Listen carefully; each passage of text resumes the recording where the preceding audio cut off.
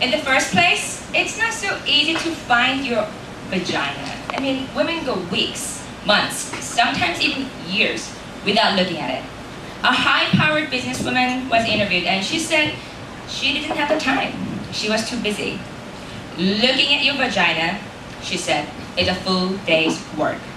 You have to get there on your back, in front of a mirror that is standing on its own, full length preferred. You have to get in the perfect position with a perfect light, which then is somehow shadowed by the mirror and the angle you're at. You get all twisted. You know, you're arching your head up. You're killing your back. You're exhausted by then. She said she didn't have the time for that. She was busy.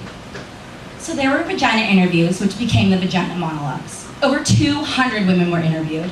There were older women, younger women, married women, lesbians, single women, college professors, actors, corporate professionals, sex workers, African American women, Asian American women, Hispanic women, Native American women, Caucasian women, Jewish women. Okay. At first, women were reluctant to talk. They were a bit shy, but once you got them going, there was no stopping them. Women secretly love to talk about their vaginas. They get excited, mostly because no one's ever asked them before. Let's just start with the word vagina. It sounds like an infection at best. Maybe a medical instrument. Hurry, nurse, bring me the vagina. Vagina. Vagina. It doesn't matter how many times you say it never sounds like a word that you want to say. It's a totally ridiculous, completely unsexy word. If you use it during sex, trying to be politically correct. Darling, could you stroke my vagina? You kill the act right there. We were worried about vaginas, what we call them and don't call them. In Great Neck, New York, they call it a pussycat. A woman there said her mother told her, "Don't wear panties under your pajamas, dear. You need to air out your pussycat." In Westchester, they call it a pookie. In New Jersey, a twat.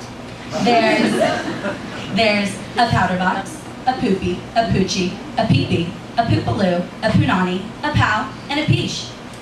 Toady, Dee-dee, Nishi, Dignity, Monkey Box. Coochie snurcher, cooter, lovey. Gladys Siegelman. VA, wee-wee, horsepot, nappy dugout, vag. Mungo, mookie, pajama, fanny boo, marshmallow, the vajayjay. There's a ghoulie, possible, tomale, totita, Connie. A Mimi in Miami. A split knish in Philadelphia. A schmendy in the Bronx, and a chomchi in Busan. We're worried about vaginas.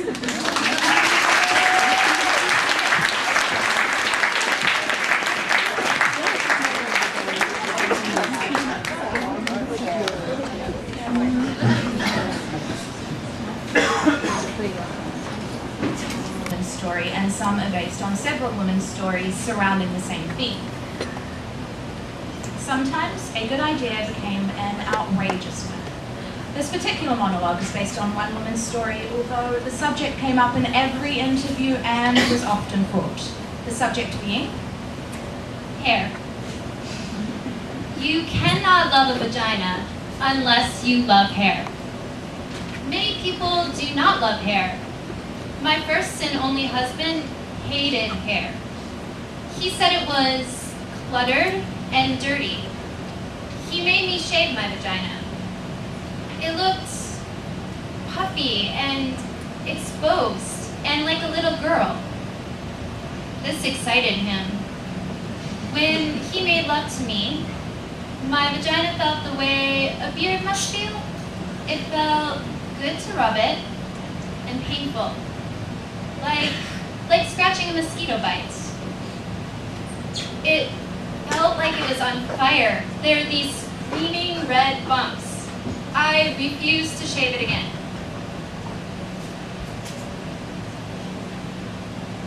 Then my husband had an affair. When we went to marital therapy, He said he screwed around because I wouldn't please him sexually. I wouldn't shave my vagina. The therapist spoke in a German accent and gasped between sentences to show her empathy. She asked me why I didn't want to please my husband. I said, I thought it was weird. I felt little when my hair was gone down there, and I couldn't help speaking in a baby voice. And the skin got irritated, and even calamine lotion wouldn't help it. She said that marriage was a compromise. I asked her if shaving my vagina would stop him from screwing around. I asked if she had many cases like this before. She said that questions diluted the process. I needed to jump in. She was sure it was a good beginning. This time, when we got home, he got to shave my vagina. It was like a therapy bonus prize. He clipped it a few times, and there was some blood in the bathtub, but he didn't even notice it because he was so happy shaving me.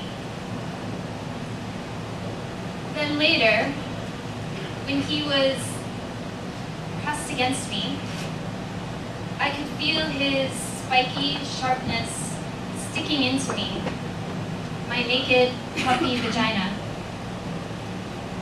There was no protection. There was no fluff.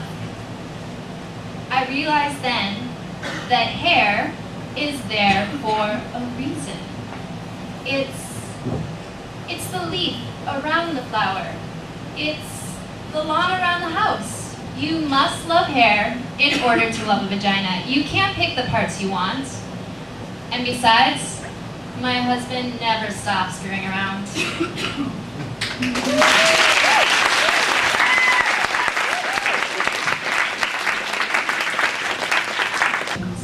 If your vagina got dressed, what would it wear? Glasses, a beret, and a leather jacket. Mink. Silk stockings. Jeans. Something fun fitting. Emeralds. An evening gown. Sequins.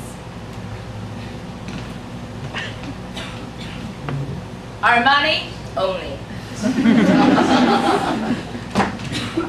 A tutu. And black see-through underwear. Something machine washable. Costume and mask. Purple pajamas. Angora. A red bow. Cashmere and pearls. A leopard hat. A silk kimono. Sweatpants. A tattoo. And an electrical shocking device to keep unwanted strangers away. High heels. Lace. Combat boots. Purple feathers, twigs, shells. A pinafore. A slicker and a bikini.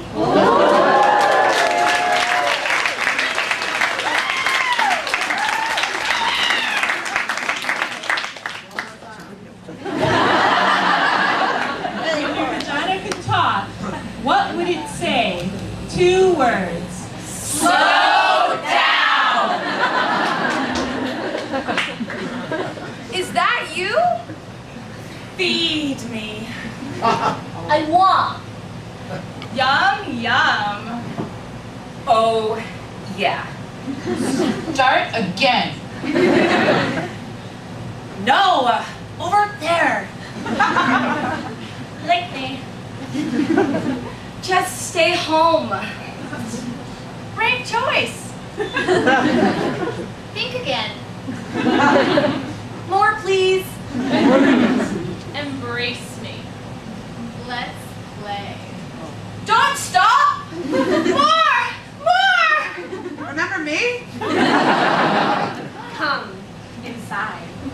Not yet. Whoa, mama. Yes. Yes. Rock me.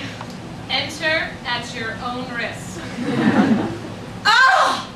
God. Thank God. I'm here.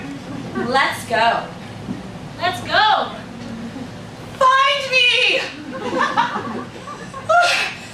Thank you. Bonjour. Too hard. No. Don't give up. Where's Brian? That's better? Yes. There.